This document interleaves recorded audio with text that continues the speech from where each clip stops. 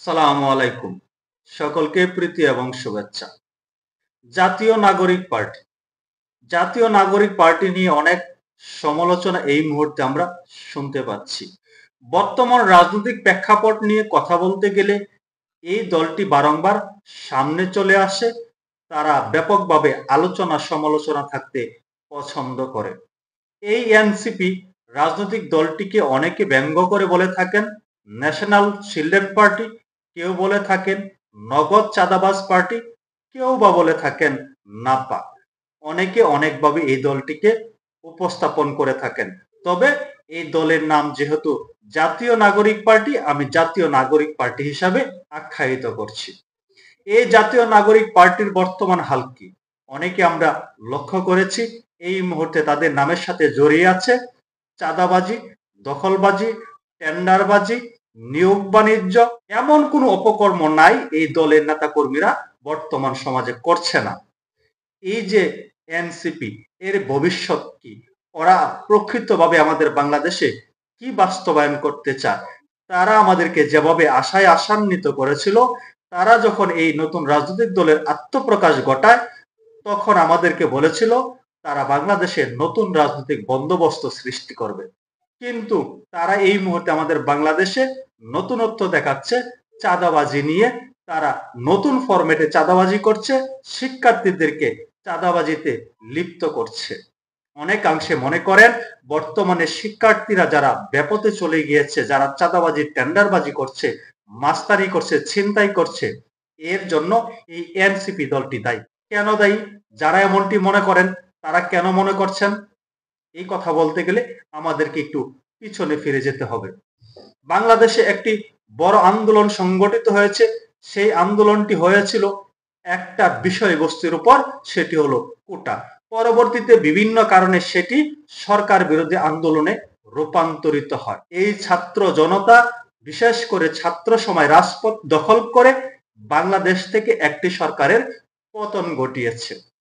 এরপরে এই ছাত্ররা আর স্কুল কলেজে ফিরে যেতে পারলো না, তাদেরকে পড়ার টেবিলে ফিরিয়ে আনা হলো না বা ফিরতে দেওয়া হলো না। সেই স্বার্থন্বেষী মহল এই কোমলমতি শিক্ষার্থীদেরকে প্রলোভন দেখিয়ে তারা সারা দেশে বৈষম্য বিরোধী ছাত্র আন্দোলন নামে একটি সংগঠন তৈরি করলো। সংগঠন তৈরি করে শিক্ষার্থীদেরকে রাজপথে রেখে দিল, শিক্ষার্থীদেরকে রাজনৈতিক দিকে দাবিত করলো, শিক্ষার্থীদেরকে তারা ব্যাপতে ধাবিত করেছে। তারা এই শিক্ষার্থীদেরকে চাঁদাবাজ বানিয়েছে, তারা এই শিক্ষার্থীদেরকে প্রেসার গ্রুপ বানিয়েছে। সেই স্বার্থন্বেষী মহল এই শিক্ষার্থীদের দিয়ে বিভিন্ন বাসা বাড়িতে লুটপাট করিয়েছে, সরকার বিভিন্ন রকম প্রেসার ক্রিয়েট করেছে, বাংলাদেশে মব তৈরি করেছে। এই কোমলমতি শিক্ষার্থীদেরকে তারা প্রলোভন দেখিয়ে এই কাজগুলো করিয়ে নিয়েছে।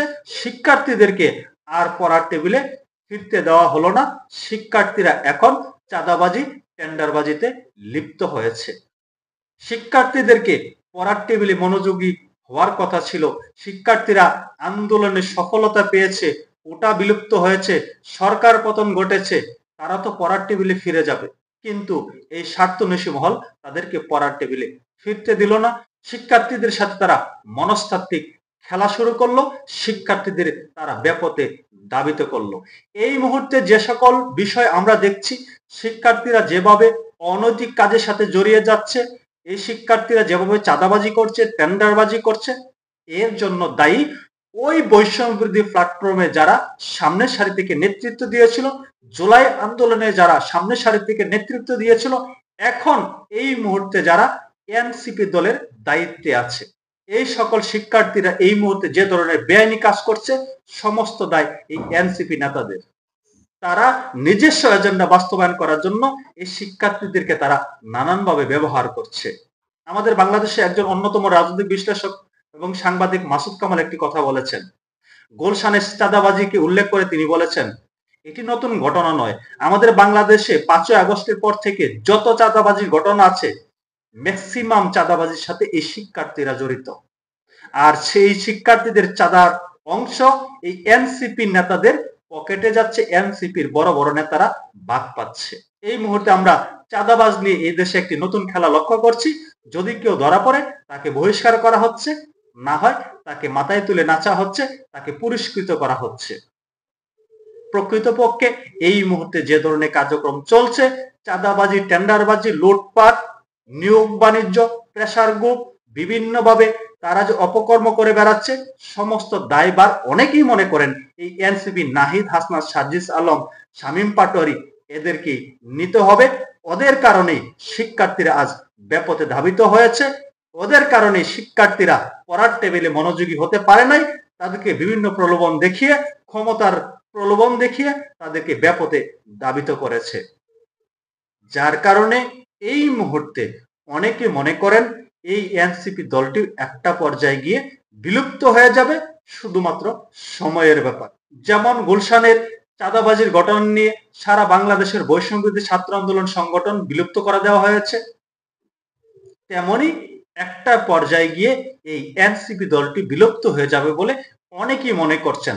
অনেক রাজনৈতিক বিশ্লেষকরা বলেছেন তারা যেভাবে ব্যাপতে ধাবিত হচ্ছে, এই দলটি যেভাবে বিতর্কিত হচ্ছে, তারা এই মুহূর্তে জনরোষে ভুগছে, তারা কোথাও স্বাভাবিকভাবে যেতে পারে না, তাদেরকে সরকারি প্রোটোকল দিয়ে নিতে হয়। এই দলটি নিশ্চিতভাবেই বুক থুবড়ে পড়বে। তাদেরকে এই দলের পরিসমাপ্তি টানতে হবে, বিলুপ্ত করে দিতে হবে এই এনসিপি দলটি।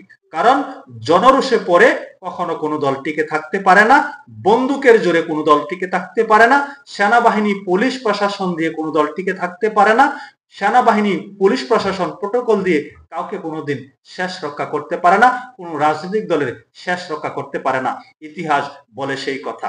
তাই এই এনসিপি দলটি একটি পর্যায়ে গিয়ে বিলুপ্ত হয়ে যাবে।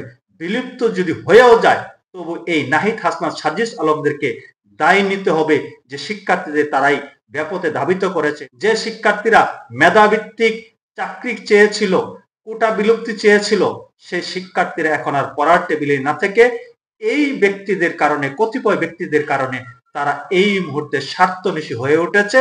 তারা চাঁদাবাজি, টেন্ডারবাজি করছে, ডাকাতি, লুটপাটের সাথে জড়িয়ে যাচ্ছে। দায় দিন শেষে এই সকল নেতাদেরকে নিতে হবে বলে অনেকে মনে করছেন।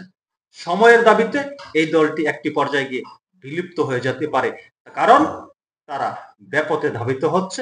বাতির নিচে অন্ধকার, তারা যেভাবে আশার বাণী শুনিয়েছিল, তারা চাঁদাবাজ নিয়ে যে ধরনের হুঙ্কার দিত, এখন দেখা যাচ্ছে প্রত্যেকের পকেটেই চাঁদাবাজির ভাগ যাচ্ছে। সকলে ভালো থাকবেন। আল্লাহ হাফেজ।